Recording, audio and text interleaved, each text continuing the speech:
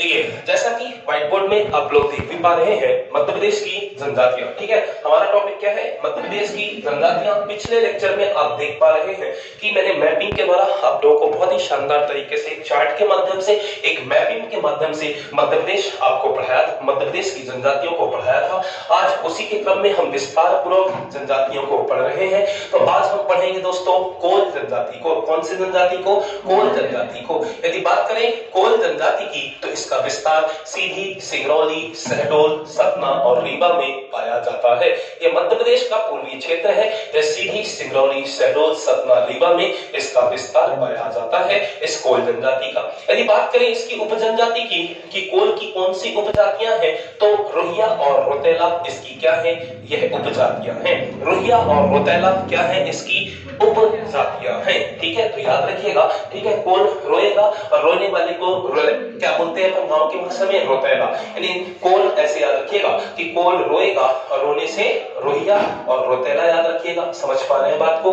जो रोता है उसी को हम रोतेलू बोलते हैं। छोटे बच्चे जब रोते हैं तो अपन नहीं बोलते क्या कि बहुत रोतेलू है ये, बहुत रोता है ये। तो इस तरह आप लिंक बना लीजिएगा कि कोल रोएगा तो रोने से रोहिया, या फिर उसी को ही हम रोतेला बोलते हैं। तो रोहिया और रोतेला हम इसी को कहेंगे। ठीक है, याद रखिएगा। विवाह की बात करें तो हिंदू रीति रिवाजों के साथ ही इसका विवाह होता है, उसी की तरह ही इसका विवाह होता है।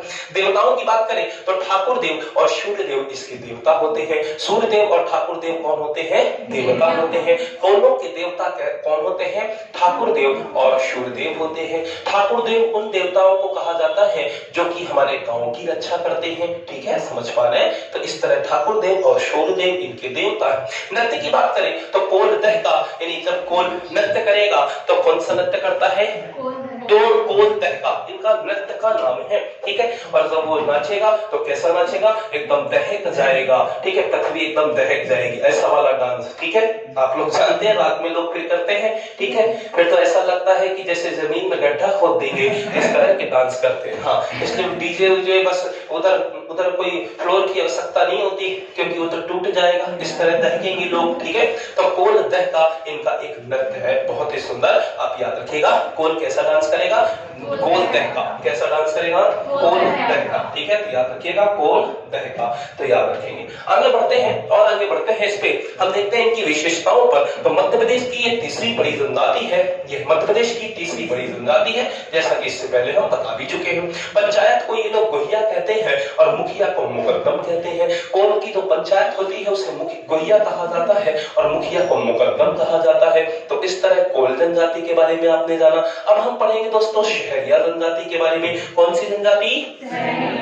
यह अत्यंत पिछड़ी जनजातियों में से है, यह सहरिया जनजाति। यदि इसका विस्तार की बात करें तो उत्तरी मध्य प्रदेश जैसे श्योपुर, ग्वालियर जैसे जिलों में इसका विस्तार पाया जाता है, जैसा कि आप देख भी पा रहे होंगे। ठीक है, यदि बात करें इसकी उपजातियों की तो इसमें कोई भी उपजाति नहीं पाई जाती है। ठीक है, यदि बात करें इसके विवाह की तो इसका विवाह भी हिंदू रीति रिवाजों की तरह ही होता है। यदि बात करें इसके देवता की तो सीता और भैरव देव इसके क्या है? देवता है। सीता और भैरव देव क्या है? इनके देवता है। ठीक है, तो इनके देवता कौन है? सीता और भैरव देव इसके क्या है? देवता है। यदि बात करें इनमें नृत्य की तो रागनी, लहंगा, दुलदुल घोड़ी इनका नृत्य है। यदि बात करें शहरिया की जो नृत्य है, शहरिया का जो नृत्य है वो है रागनी, लहंगा और दुलदुल घोड़ी। याद कैसे आप रखेंगे? याद ऐसे रखिएगा कि रागनी ने पहना लहंगा। क्या याद रखेंगे कि रागनी एक लड़की का नाम है और उसने क्या पहना? लहंगा पहना। तो रागनी ने पहना लहंगा, वो कहां जाएगी फिर? शहर। अब लहंगा पहनेगी तो कहां जाएगी? शहर। तो शहर से क्या याद रखना? सहरिया याद रखना। क्या याद रखना? शहर से सहरिया याद रखना। तो जब उसने पहना लहंगा तो वो गई शहर, वहां पर उसने क्या देखा? दुलदुल घोड़ी देखी। तो कैसे याद रखेंगे कि रागनी ने पहना लहंगा, वो गई कहां? शहर, और वहां पर क्या देखा? दुलदुल घोड़ी देखा। याद रहेगा? ठीक है, तो ये देखिए ये नृत्य हमेशा और हमेशा एग्जाम में पूछे जाएंगे। उपजातियां ज्यादा पूछी जाती हैं, तो इस तरह हम इनको ज्यादा विशेष तौर पर ध्यान रखेंगे कि नृत्य ज्यादा पूछा जाएगा, उपजातियां ज्यादा पूछी जाएंगी, तो इनको थोड़ा विशेष ध्यान रखिएगा। बाकी तो और बहुत सारी चीजें हैं, आप देख पा रहे हैं। इनमें हम विशेषताओं को भी देखते हैं, इनमें हम इनके देवताओं को भी देखते हैं, इनके विवाह को भी देखते हैं। लेकिन ज्यादा विशेष क्या ज्यादा पूछा जाता है एग्जाम में? इनकी उपजातियां और इनके नृत्य ज्यादा पूछे जाते हैं। तो शहर से सहरिया याद रखना और शहर से सहरिया याद रखना और रागनी का नाम है। और रागिनी ने पहना लहंगा, रागिनी ने पहना लहंगा, वो गई कहां शहर, वहां पर क्या देखा, दुल्दुल घोड़ी देखा। इस तरह याद रखिएगा कि रागिनी, लहंगा, दुल्दुल घोड़ी इसका क्या है, नृत्य है।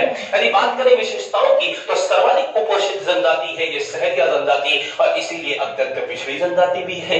तो सर्वाधिक कुपोषित है और ये क्या करती है, ये खाने का काम नहीं करती, ये सिर्फ पीने का कार्य करती है। समझ पा रहे हैं बात को, शराब का सेवन अधिक करती है ये, नहीं समझे, ठीक है, तो ध्यान रखिएगा, ठीक है, मतलब ये पीना ज्यादा करती है, खाना कम करती है, ठीक है, यानी चकना उपना नहीं खाते, ये सिर्फ पीना ही पीना करते हैं, याद रखिएगा। तो ये सर्वाधिक कुपोषित जनजाति है, ये शराब का सेवन ज्यादा करती है। चलिए आगे बढ़ते हैं, आते हैं भारिया में। तो भारिया में दोस्तों हम देखेंगे इनका जो विस्तार है वो छिंदवाड़ा और पतालकोट में है। इसका विस्तार कहां है, छिंदवाड़ा और पतालकोट में है, ठीक है, इनका विस्तार कहां है, छिंदवाड़ा और पतालकोट में है, याद रखिएगा। यदि बात करें उपजातियों की तो यहाँ पर भूमिया या भुइयार इसकी क्या है, उपजातियां हैं। फिर से ध्यान रखेंगे, देखिएगा ये उपजातियां ज्यादा पेपर में पूछी जाती हैं, और भारिया की जो उपजाति है वो भूमिया या भुइयार है। भारिया की उपजाति जो है वो भूमिया या भुइयार है। कैसे याद रखेंगे, भा से भारिया, भा से भूमिया, भा से भुइयार, समझ पा रहे हैं, देखिएगा फिर से, भा से भारिया, भा से भूमिया, भा से भुइयार, तो एक जैसे तीनों लग रहे हैं, भारिया, भूमियार या भुइयार, ठीक है, भारिया, भूमिया या भुइयार, याद रखेंगे, सबसे बन जाएगा। तो ये क्या है, इसकी उपजातियां हैं, क्या है, इसकी उपजातियां हैं। तो इस तरह आप इसको याद भी कर सकते हैं। विवाह की बात करें तो लमशेरा विवाह इनमें होता है, ये एग्जाम में ज्यादा पूछा जाएगा। भारिया में कौन सा विवाह होता है, लमशेना विवाह होता है। और लमशेना विवाह क्या कहलाता है, आप लोग जानते हैं क्या, देखिएगा, लमशेना विवाह हम उसे कहते हैं जब क्या होता है कि जो जिस महिला से, जिस पुरुष से शादी होती है वो पुरुष अब क्या बनता है, घर जमाई बन जाता है, ठीक है। यहाँ पर आप देखेंगे कि दूल्हा क्या बनेगा, घर जमाई बनता है। घर जमाई का मतलब समझते हैं आप लोग, ठीक है, बहुत बढ़िया, तो फिर समझे रहिएगा। तो विवाह कैसा होता है, लमशेना, और लमशेना विवाह क्या होता है, घर जमाई बनने के लिए, ठीक है। चलिए तो आगे बढ़ते हैं। देवता कौन होते हैं, बूढ़ा देव और नागदेव होते हैं, ठीक है। बूढ़ा देव कैसे वाले देवता है, ये हमारे क्या करते हैं, बताइए, ये हमारे क्या करेंगे, ये देखिए एक बार यहाँ पे भी आया बूढ़ा देव, ये पीढ़ी की रक्षा करते हैं। काय की रक्षा करते हैं, पीढ़ी की रक्षा करने के ये देवता है, याद रखिएगा, ठीक है। इसके बाद आगे बढ़ेंगे, नृत्य में आते हैं। इनका नृत्य है भड़म और शैतम। नृत्य कौन सा है, इनमें नृत्य कौन सा है, भड़म और शैतम इनका नृत्य है। नृत्य कौन सा है, भड़म और शैतम, ठीक है। भा से भारिया, भा से भूमिया, भा से भुइया, और इसके साथ भा से भड़म और शैतम, भड़म शैतम इनका नृत्य है, भड़म शैतम इनका नृत्य है, याद रखिएगा। इसके बाद इनमें विशेषताओं की बात करी जाए तो सुबह का नाश्ता बासी कहलाता है, और दोपहर का भोजन पेज कहलाता है, और शाम का भोजन बियारी कहलाता है या बियारू कहलाता है, याद रखेंगे, ठीक है। तो इस तरह इनके भोजन के नाम है जो कि आप इसको याद रखिएगा। इसके बाद और आगे बढ़ते हैं, हम आते हैं दोस्तों बैगा जनजाति में, और बैगा को कैसे याद रखेंगे, ध्यान दीजिएगा। इसका विस्तार है बालाघाट, मंडला और डिंडौरी में इसका विस्तार पाया जाता है। यदि बैगा की बात करें तो ये भी अत्यंत पिछड़ी जनजातियों में से है, और इसका विस्तार बालाघाट, मंडला और डिंडौरी में पाया जाता है। यदि बात करें उपजातियों की तो राय मैना, काट मैना, नरोतिया, भरोतिया इसका क्या है, इसमें हम देखते हैं उपजातियां हैं। राय मैना, काट मैना, नरोतिया, भरोतिया ये क्या है, इसकी उपजातियां हैं। इसको याद कैसे करेंगे आप, पता है, देखिएगा, आप जब बोलते हैं बैगा, बोलते हैं ना बैगा, बोलते हैं ना बैगा, गा गा यानी गा आ रहा है, ज्यादा आप आवाज आती है ना गा में, तो देखो बोलो बैगा, बैगा। जब गा बोलते हैं तो ऐसा लगता है कि कोई बोल रहा है कि गा, और गाएगी कौन, मैना। कौन गाएगी गाना, मैना। तो मैना, गा और मैना क्या कैसे याद रखेंगे, देखिए लिंक बनाइएगा। गा में आपको बैगा याद आ जाएगा, और मैना गा, ना रो, ना रो, मैना गा, ऐसे याद रखेंगे कि मैना गा, ना रो, भरोसा रख, मैना, ऐसे करके जोड़ लीजिएगा।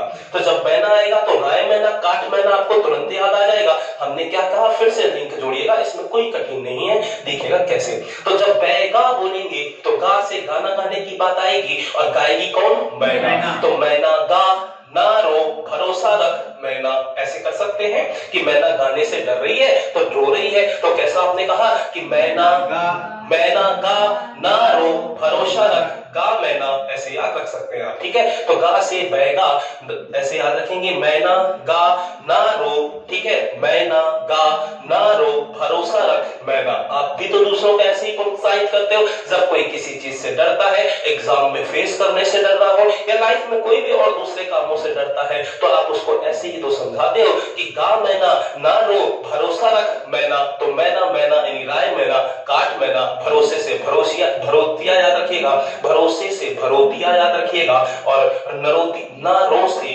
नरोतिया याद रखिएगा, ठीक है। तो गा मैना, तो मैना से दो हो गए, राय मैना काट मैना, ना रो से नरोतिया हो जाएगा और भरोसे से भरोतिया हो जाएगा। तो इस तरह बैगा की ये उपजनजातियां हैं, याद रखेंगे उपजातियां हैं। इस तरह यह किसकी उपजातियां हैं? बैगा की, याद रहेगा। यदि विवाह की बात करें तो लमसेना विवाह होता है, और लमसेना विवाह कैसा विवाह होता है?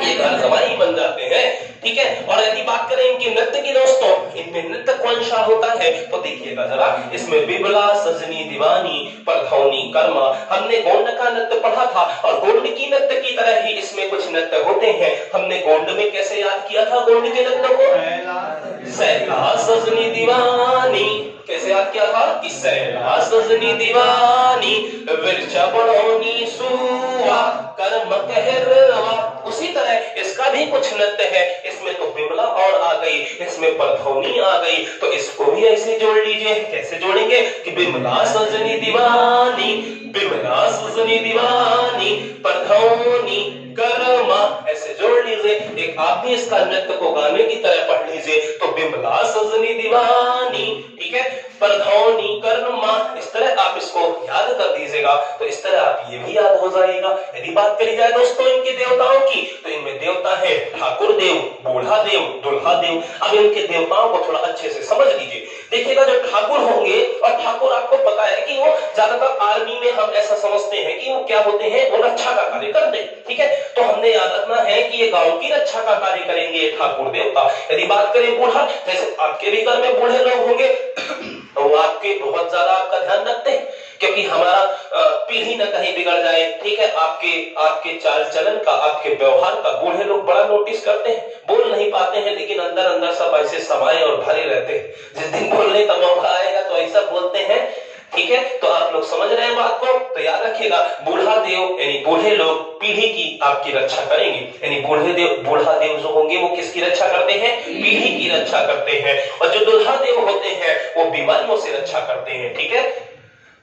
समझ रहे हैं बात को, ठीक है। जो दुल्हा होते हैं वो क्या की रक्षा करेंगे? बीमारियों से आपकी रक्षा करेंगे। वो देवता है, जैसे दुल्हा देव काय की रक्षा करेंगे? बीमारियों से रक्षा करेंगे, ठीक है। और बैगा पुस्तक के लेखक कौन है?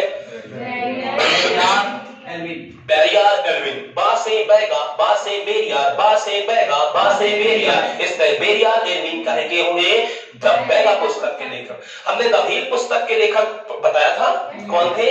टीवी नायर। क्योंकि भील इतनी बड़ी जनजाति है, देश की भी नहीं मध्य प्रदेश की भी है, तो वो टीवी में आ गई। जब टीवी में आ गई तो टीवी नायर याद रखिएगा। इसलिए द भील पुस्तक के लेखक है टीवी नायर और बैगा पुस्तक के लेखक है बैरियार एल्विन। इस तरह आपने इस टॉपिक को पढ़ा। ये फिर इसके बाद हम और आगे बढ़ते हैं और दूसरी हम और भी जनजातियों को पढ़ते हैं।